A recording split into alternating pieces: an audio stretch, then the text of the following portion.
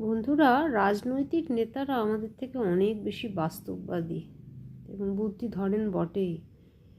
তারা অতটা আবেগতাড়িত নন, অতটা সেন্টিমেন্টালও নন।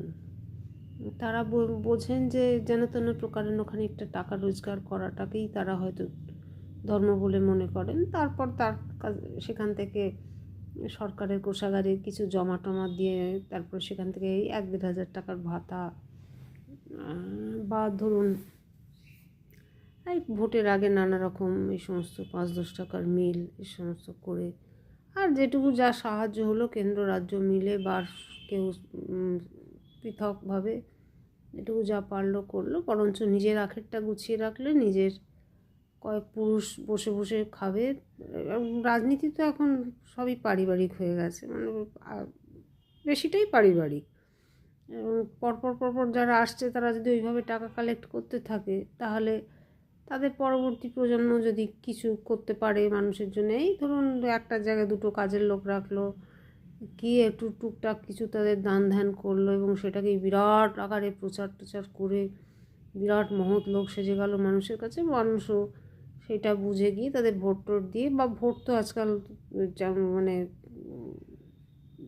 আদায় করে নিতে হয় নানা রকম, ভোটেরও নানা রকম প্রকল্প ভোট পাওয়ার জন্যে, সেও নানা রকম প্ল্যানিং আছে এইসব। তারপরে তো পুলিশ গুন্ডা মস্তান আছেনই যারা ক্ষমতাশীল পার্টিকে সাহায্য করার জন্য।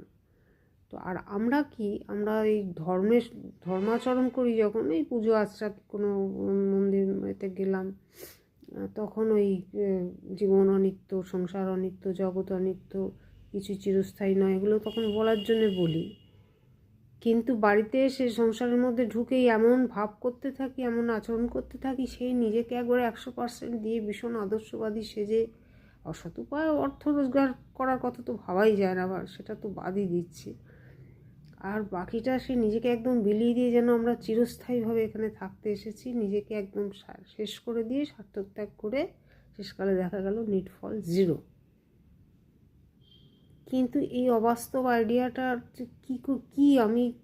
আমার স্বার্থত্যাগের মূল্য কে দিচ্ছে? আমার স্বার্থত্যাগ আরেকজনকে স্বার্থপর করে তোলে, এই আমার জীবনের অভিজ্ঞতা হয়েছে। আর সুতরাং এই অবাস্তব আদর্শবাদ কোনো কাজেই আসে না, বরঞ্চ বাস্তবতাই ভালো।